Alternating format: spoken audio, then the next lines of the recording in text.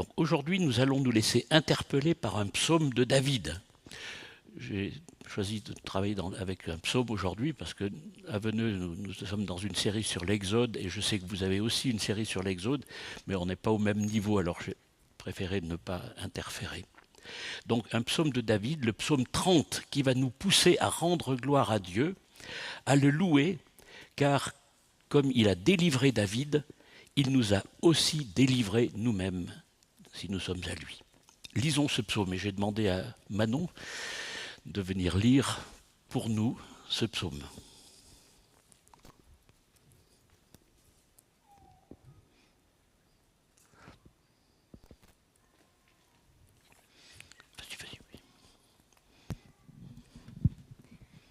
Je proclame ta grandeur, Éternel, car tu m'as relevé. Tu n'as pas voulu que mes ennemis se réjouissent à mon sujet. Éternel, mon Dieu, j'ai crié à toi et tu m'as guéri. Éternel, tu as fait remonter mon âme du séjour des morts et tu m'as fait revivre loin de ceux qui descendent dans ta tombe. Chantez en l'honneur de l'Éternel, vous qui l'aimez. Célébrez par vos louanges sa sainteté, car sa colère dure un instant, mais sa grâce toute la vie. Le soir arrivent les pleurs et le matin l'allégresse. Je disais dans ma tranquillité, je ne serai jamais ébranlé. Éternel, par ta grâce, tu avais affermi ma montagne. Tu t'es caché et j'ai été éprouvé. Éternel, j'ai crié à toi, j'ai imploré l'Éternel. Que gagnes-tu à verser mon sang, à me faire descendre dans la tombe? La poussière te célèbre-t-elle? Raconte-t-elle ta fidélité? Écoute, Éternel, aie pitié de moi. Éternel, secours-moi. Et tu as changé mes lamentations en allégresse. Tu m'as retiré mes habits de deuil pour me donner un habit de fête.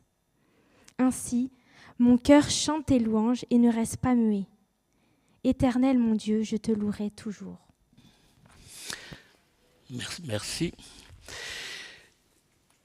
Donc, ce psaume qui vient d'être lu, eh bien, il est capable de nous parler encore aujourd'hui. C'est un cantique de louange qui nous invite chacun de nous ce matin à louer Dieu. Il a été écrit par David, comme on l'a vu, décidément un grand homme et un grand auteur de cantiques. Et au travers de sa propre expérience, David fonde sa louange à Dieu sur 3 piliers, 3 raisons que je vais évoquer. Le premier pilier, au verset 2, quand nous sommes tombés, bas tombés, Dieu, qui est un grand Dieu, peut et veut nous ramener à la vie. Il veut nous relever. La Bible du Semeur dit qu'il veut nous tirer du gouffre. Le deuxième pilier, c'est au verset 6, c'est que la colère de Dieu, qui est une réalité, eh bien, elle ne dure qu'un instant, alors que sa grâce dure toute la vie. Le troisième pilier, au verset 12, c'est que Dieu change nos lamentations en allégresse. Il le peut et il le veut. Mais revenons donc à notre premier pilier sur lequel fonder notre louange. Quand nous sommes donc bas tombés, Dieu, qui est un grand Dieu, peut et veut nous ramener à la vie. Il veut nous relever, nous tirer du gouffre. Versets 2 à 4 donc. Pour David, Dieu l'a fait et lui, David, en rend témoignage. David nous dit au verset 3, « Éternel, mon Dieu, j'ai crié à toi et tu m'as guéri. » On ne sait pas exactement de quelle maladie ou de quel gouffre Dieu l'a délivré. Le texte ne le dit pas directement, mais on sait qu'à de nombreuses reprises, David a expérimenté la délivrance de l'Éternel. Que ce soit des délivrances d'épreuves pour lesquelles David n'y était pour rien, ou que ce soit des épreuves qui étaient la conséquence directe de son propre péché. Certains pensent que David a peut-être composé ce psaume après l'expérience désastreuse rapportée en 1 Chronique chapitre 21, versets 17 à 30, au sujet d'un dénombrement militaire commandé directement par David sans l'assentiment de Dieu. Nous y reviendrons un peu plus loin. Mais pour chacune de ces épreuves, David est conscient que c'est Dieu qui l'a sauvé, qui l'a délivré. Qu'en est-il pour nous ce matin ? Nous pouvons connaître tel ou tel, même parmi nous, qui pourrait témoigner ce matin avec les mêmes mots que David, d'une délivrance exceptionnelle et spectaculaire de Dieu. On a entendu le témoignage de votre trésorier tout à l'heure, c'est une forme de délivrance, bon, peut-être pas aussi grave que le gouffre où était David, mais quand même, c'était intéressant. Donc, que ce soit dans des situations de maladie, d'accident de la route, d'incendie, de problèmes financiers ou d'autres, eh bien, mes amis, beaucoup parmi nous, nous pouvons aussi raconter une histoire similaire, parce que nous aussi, nous sommes des miraculés. Si nous déclarons que Jésus est notre Seigneur et notre Sauveur, c'est que nous avons aussi été miraculeusement sauvés de la mort. L'apôtre Paul, d'ailleurs, nous le précise dans sa lettre aux Romains. Nous sommes, en Romains 3, nous sommes tous pécheurs. Il n'y a pas de juste, pas même un seul. Et en chapitre 3, verset 23, tous ont péché et sont privés de la gloire de Dieu. Plus loin, au chapitre 6, verset 23, vous connaissez tous ce verset, Paul nous précise que le salaire du péché, c'est la mort. Donc, en tant que pécheurs, nous sommes dans un gouffre. La conséquence d'une vie sans Dieu, c'est la mort. Nous sommes dans un gouffre, donc. C'est la réalité aujourd'hui pour tous ceux qui rejettent Dieu. Et troisièmement, à la suite, Paul dit que le don gratuit de Dieu, c'est la vie éternelle dans l'union avec Jésus-Christ. Si aujourd'hui nous pouvons appeler Dieu notre Père et Jésus-Christ notre Sauveur, c'est que Dieu a mis en place un plan pour nous sauver. Vous l'avez évoqué tout au long de la première partie du culte. C'est Jésus, le Fils de Dieu, qui nous assure ce salut et cette vie nouvelle et éternelle par sa mort et sa résurrection. Et nous pouvons nous joindre au chant de louange exprimé par David pour notre propre délivrance, pour notre relèvement, pour notre nouvelle vie. Avec David, nous pouvons proclamer la grandeur de l'Éternel, car il nous a relevés, nous avons crié à lui et il nous a guéris. En Jésus-Christ, il a fait remonter notre âme du séjour des morts et il nous fait revivre loin de ceux qui descendent dans la tombe, comme le dit le verset 4 de notre psaume. Est-ce que nous acceptons cela ce matin ? Est-ce que nous pouvons le chanter ? Vous avez chanté ce matin largement. Je ne sais pas, je sais que la plupart d'entre vous ici l'ont accepté, mais si toi qui écoutes ce matin, si tu ne l'as pas encore compris ni accepté, tu peux crier à Dieu et venir à lui. Il a déjà tout accompli pour ton salut.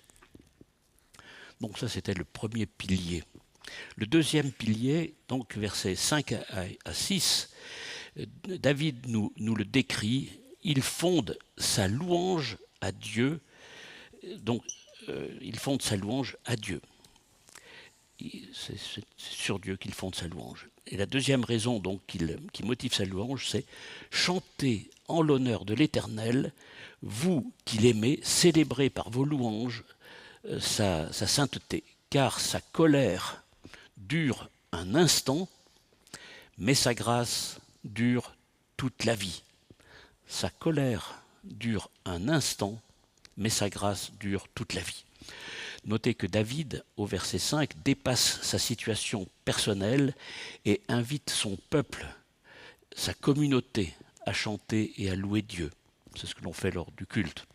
Cette louange n'est pas qu'individuelle, elle est aussi collective. Je dirais même qu'elle est communicative.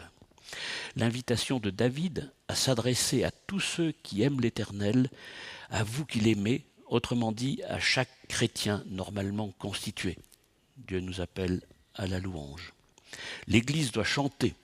Les chrétiens en famille doivent aussi chanter. Les chrétiens seuls aussi doivent chanter. Ne nous privons pas de ce privilège. Et je ne peux m'empêcher de citer 2 anecdotes. La première, c'était pendant le temps de mon service militaire en coopération au Tchad. J'ai le souvenir d'un missionnaire qui construisait sa maison à côté de la nôtre. Et je ne sais pas s'il était célibataire ou si sa femme ne l'avait pas encore rejoint, mais tous les matins, cet homme faisait son culte personnel et il chantait. Et comme évidemment, avec la chaleur, on laisse toutes les fenêtres ouvertes au Tchad, eh bien, nous profitions de son chant. Un homme seul chantait tout seul le matin pour louer Dieu. Ça m'a marqué. La deuxième anecdote, je ne résiste pas au plaisir de la raconter. Une anecdote qui s'est passée dans notre salle de culte à Veneux, il y a plusieurs années, 5 ou 6 ans je crois, ou 4-5 ans, je ne sais plus. Un homme, ainsi ami membre d'une famille de notre église, est venu rendre visite. Il était assis sur le rang devant mon épouse et moi. Et il tenait dans ses bras sa petite fille. Je suis ému parce que la petite fille, elle était dans cette salle tout à l'heure. Il tenait donc sa fille sur son épaule. Et cette petite fille qui devait avoir dans les 3 ans, elle était tournée vers l'arrière, elle ne regardait pas l'écran, elle nous regardait nous. Et elle nous faisait face. Et lors des chants, quelle ne fut pas notre stupéfaction de voir que cette petite fille, qui ne savait pas encore lire, à moins qu'elle soit un génie que j'ignore, qui tournait le dos à l'écran, eh bien, elle remuait ses lèvres dans le rythme des cantiques, et manifestement, elle connaissait les paroles de ces cantiques, et de pratiquement tous les cantiques que nous avons chantés. Et à la suite du culte, je n'ai pas pu m'empêcher de poser la question au papa pour savoir si sa petite fille de 3 ans connaissait vraiment les paroles des chants que nous avions chantés. Et sa réponse au papa est de me dire « mais oui, elle les connaît, parce que sa maman les chante très souvent à la maison. » Et donc, à 3 ans, cette petite chantait les cantiques de mémoire, par cœur. Mais au juste, pour quelle raison sommes-nous invités à chanter par David? Le verset 6 nous dit « Parce que sa colère dure un instant, mais sa grâce dure toute la vie. » Voilà la raison de la motivation, voilà la motivation de la louange de David. Ce n'est pas un homme qui a déclaré cela de sa propre autorité ou de son propre ressenti. Non, c'est Dieu lui-même qui a affirmé cela à Moïse lors du renouvellement de l'alliance sur le mont Sinaï. Écoutons ce que dit Moïse dans Exode 34, je ne sais pas où vous en êtes dans vos études sur Exode, mais voilà, chapitre 34, versets 5 et 6, l'Éternel dit à Moïse, « Taille toi-même 2 tablettes de pierre semblables aux premières, et j'y graverai les paroles qui se trouvaient sur celles que tu as brisées. Sois prêt pour demain matin. Monte dès l'aube sur le mont Sinaï et tiens-toi là pour m'attendre au sommet de la montagne. » Et un peu plus loin, verset 5, « L'Éternel descendit dans la nuée, et il se tint près de lui et proclama son nom. Il passa devant lui en proclamant « L'Éternel, l'Éternel, un Dieu plein de compassion et de grâce, lent à la colère et riche en amour et en fidélité. Il conserve son amour jusqu'à la 1000e génération. Il pardonne le crime, la faute et le péché, mais il ne tient pas le coupable pour innocent. Il punit la faute des pères sur leurs descendants jusqu'à la 3e, voire même jusqu'à la 4e génération. » C'est Dieu lui-même qui affirme cette vérité et qu'il est patient, lent à la colère et riche en bonté et en grâce. Ce n'est pas Paul qui a imaginé ça, non, c'est Dieu lui-même qui l'affirme. Paul l'a expérimenté et nous pouvons nous-mêmes l'expérimenter. Quelle bonne nouvelle! Moïse a reçu et expérimenté ces affirmations et des myriades d'hommes après lui les ont aussi expérimentés et vécus. Des myriades d'hommes, oui, Moïse, David, tous les disciples jusqu'à nous aujourd'hui. Si on fait l'addition, on arrive à un certain chiffre. Quel Dieu d'amour, quel Dieu de grâce. Et sa grâce, Dieu l'a déjà manifestée à la croix. Il l'a manifestée en pardonnant nos péchés et sa colère sainte contre le péché. Dieu l'a aussi manifestée à la croix, cette colère. La croix est le symbole de la juste colère, en même temps que l'expression de sa grâce imméritée par nous.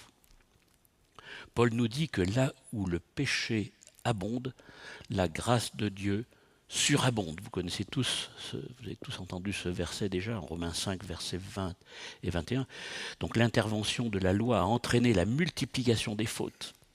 Mais là où le péché s'est multiplié, la grâce a surabondé.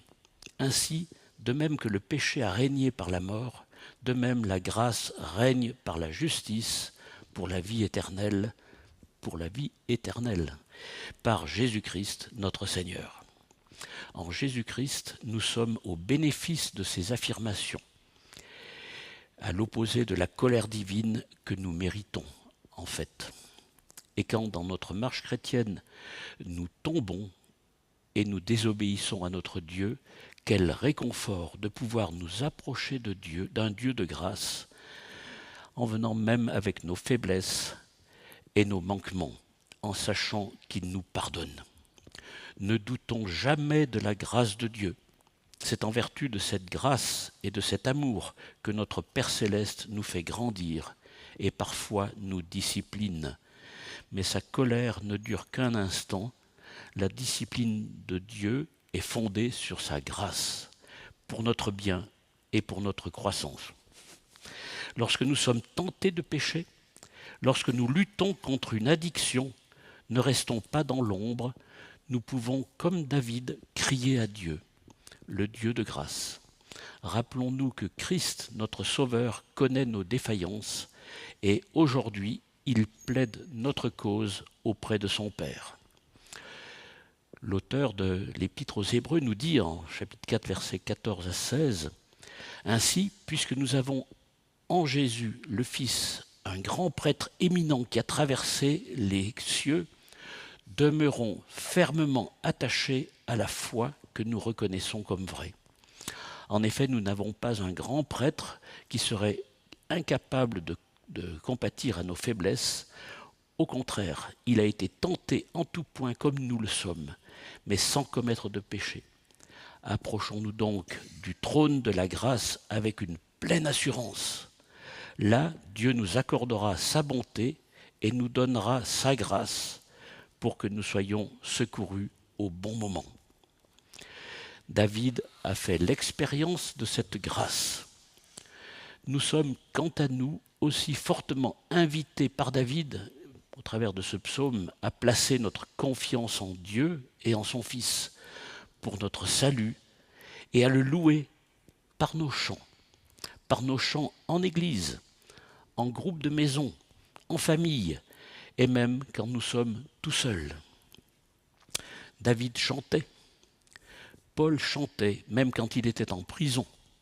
Jésus lui-même chantait même dans les moments les plus difficiles, en particulier très peu avant son arrestation, comme on le voit dans l'évangile de Marc, chapitre 14, lorsqu'il chante les psaumes de la Pâque. Ne nous privons pas de cette bénédiction que procure le chant de louange. Sa colère dure un instant, mais sa grâce dure à jamais, et cela mérite grandement notre louange. Mais David nous donne une troisième raison de louer l'Éternel. C'est notre troisième pilier que nous allons voir. Au verset 12, nous dit que c'est que Dieu change nos lamentations en allégresse. Il le peut et il le veut. Je vais vous dire à partir du verset 11. Écoute, Éternel, aie pitié de moi. Éternel, secours-moi.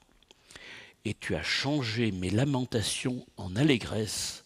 Tu m'as retiré mes habits de deuil pour me donner un habit de fête. Ainsi mon cœur chante tes louanges et ne reste pas muet.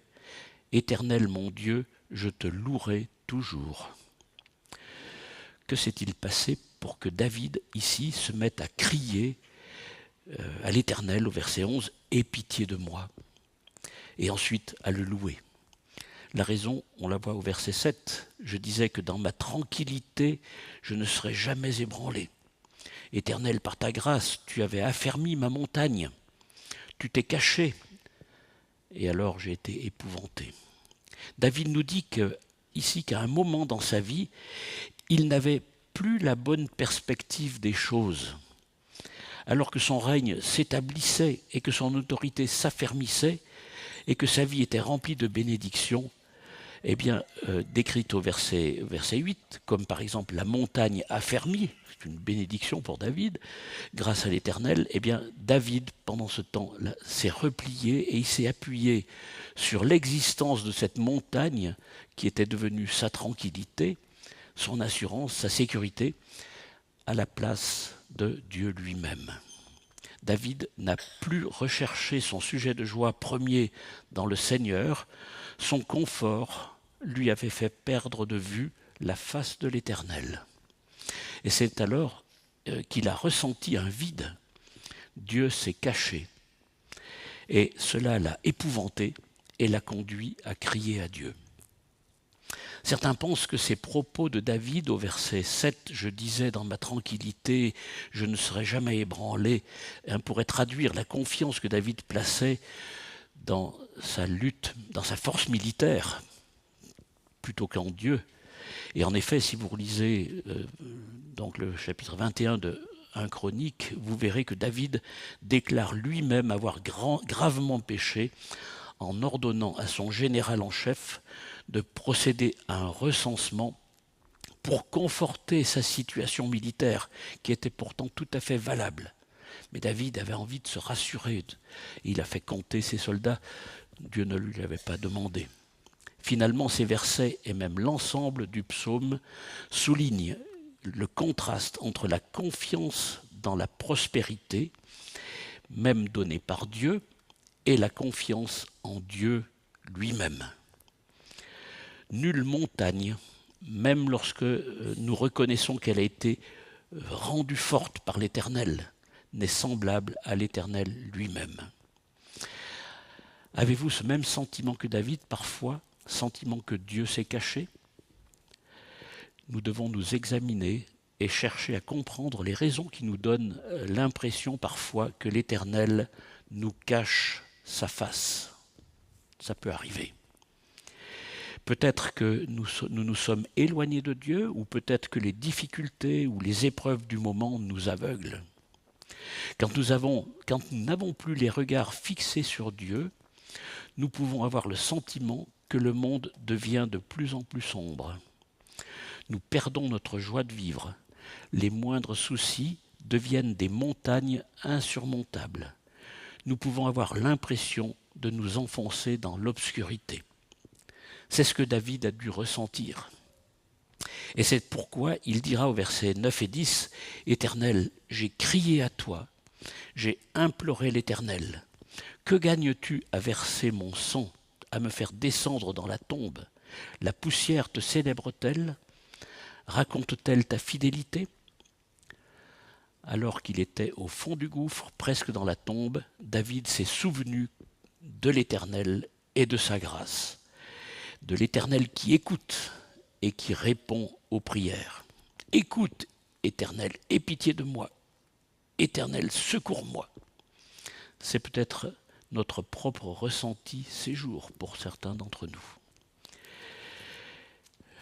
Le monde est ébranlé et d'une certaine manière, il tourne au chaos. Si vous écoutez la radio, si vous faites des statistiques sur le nombre d'événements négatifs, des guerres, des dérèglements climatiques, la pandémie. Ce matin encore, un lycéen, un garçon de 15 ans qui a été assassiné. Bon, c'est désespérant. On parle aussi de crise économique. Peut-être que nous traversons des afflictions personnelles, des maladies. N'hésitons pas à faire comme David, à crier à Dieu et à l'appeler au secours. Dieu écoute nos prières. David n'est pas un cas unique. La Bible nous montre que d'autres ont expérimenté la même chose que lui. C'est par exemple le cas de Jérémie qui nous est relaté dans les Lamentations de Jérémie chapitre 3 versets 19 à 26 que je vais vous lire. « Souviens-toi de ma détresse et de ma misère, de l'absinthe et du poison. Moi je m'en souviens bien et je sombre. Voici ce que je veux méditer pour garder espoir. Les bontés de l'Éternel ne sont pas épuisées. Ses compassions ne prennent pas fin.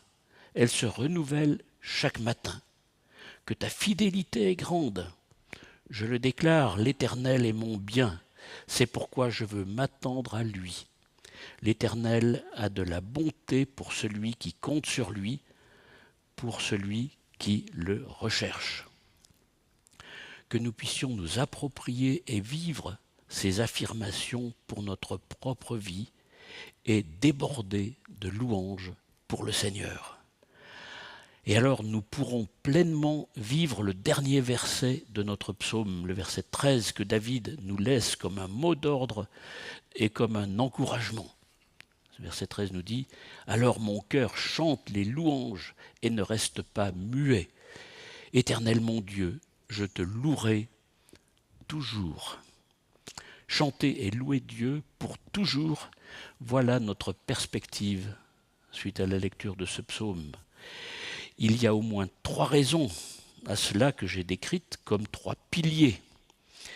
Le premier, quand nous sommes bas tombés, Dieu qui est un grand Dieu peut et veut nous ramener à la vie. Il veut nous relever, il veut nous retirer du gouffre. Le deuxième pilier, c'est que la colère de Dieu ne dure qu'un instant, alors que sa grâce dure toute la vie. Le troisième pilier, c'est que Dieu change nos lamentations en allégresse. Il le peut et il le veut. Quelle grâce! Amen.